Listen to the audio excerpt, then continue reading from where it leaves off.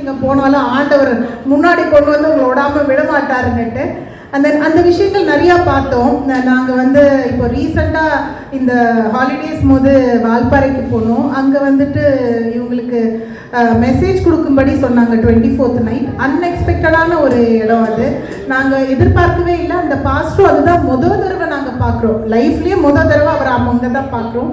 அங்கே கூட்டிகிட்டு போய் அந்த மெசேஜ் சொன்னது, அங்கே எனக்கு என்ன விஷயம் ஆச்சரியமாக இருந்ததுன்னா, நம்மெல்லாம் நிறைய கம்ஃபர்ட்டில் இருக்கிறோம். அஃப்கோர்ஸ் நான் ரொம்பவே கம்ஃபர்ட்டில் இருக்கிறேன்னு நான் நினச்சிக்குவேன்.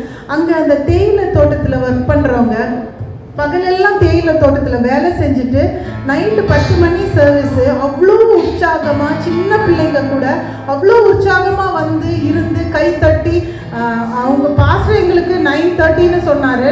அங்கே ஆனால் 9 o'clock முன்னாடியிலேருந்தே ஆட்கள் உட்கார்ந்துட்டு இருந்தாங்க. அந்த வாஞ்சை, அந்த ஜீல் நான் பார்த்தேன். அவங்கக்கிட்ட ஆண்டவருக்காக எவ்வளோ இதுவாக அவங்க உடல் வலி எதெல்லாம் பார்க்க. அப்போ நான் நினச்சேன், ஐயோ நம்மலாம் ரொம்ப கம்ஃபர்ட், நம்ம போய் என்ன சொல்ல போகிறோம் ஆண்டவர் முன்னாடி.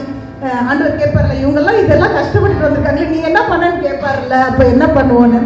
அப்போது நான் அதை வந்து என்னோட கசின் ஒருத்தர்கிட்ட ஷேர் பண்ணிட்டு இருந்தேன். அவரும் பாஸ்டர் தான். அவர் சொன்னார், அக்கா நம்ம வந்துட்டு ஆண்டவர்கிட்ட போகிறது salvation is only by grace not by works அப்படின்னு சொல்லும் போது அது எனக்கு ரட்சிப்பு வந்து பை கிருபை தான், it is not by works, செயல்னால இல்லை அப்படின்னு ஆண்டவர் சொன்னது வந்துட்டு எனக்கு வந்து அது என்கரேஜிங்காக இருந்தது. சரி, நம்ம நினச்சிக்கிட்டோம் நம்ம இதெல்லாம் பண்ணாதான் நம்ம வந்துட்டு ஆண்டவருக்கு நம்மளை பிடிக்கும், நம்மளை ரொம்ப நேசிப்பாருன்னு.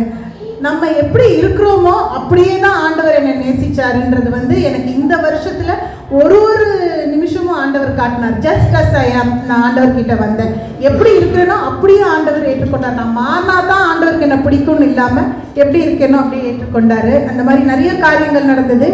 அதே மாதிரி நான் ஒரு சாட்சி கேட்டேன், எனக்கு அது சந்தோஷமாக இருந்தது. அவங்கக்கிட்ட ஷேர் பண்ணணும்னு நினைக்கிறேன்.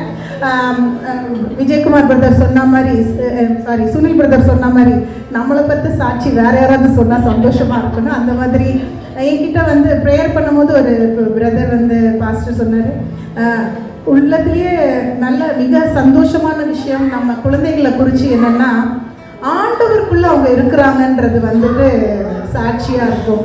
அந்த மாதிரி I am really thankful to God for Joanna and Nikki. 2 பேருமே வந்துட்டு ஆண்டவருக்குள்ளே இருக்கிறாங்க.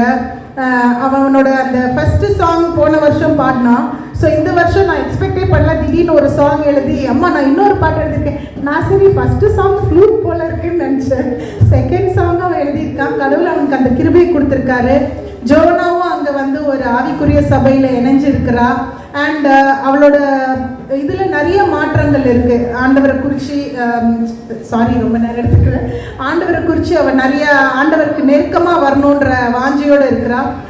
இதுதான் எனக்கு நிஜமாவே பெரிய சந்தோஷம். பிள்ளைங்க வந்து கர்த்தருக்குள்ளே இருக்கிறது. ஜான்வரியிலேருந்து டிசம்பர் வரைக்கும் சின்ன சின்ன ஆசைகள்லேருந்து பெரிய பெரிய ஆசைகள் வரைக்கும் ஆண்டவர் எல்லாற்றையும் நிறைவேற்றியிருக்காரு எங்களை. என் லைஃப்பில் என் மகளை குறித்து ஒரு ஆசை இருக்குது எனக்கு, அவளோட திருமணத்தை குறித்து. அதை இதோ இந்த வர 2025 ஆண்டவர் நிறைவேற்றுவாருங்கிற நம்பிக்கையில் நான் இருக்கிறேன். கர்த்தருக்கு கோடான கொடி ஸ்தோத்திரம். கர்த்தருக்கு மகிமை உண்டாவதாக.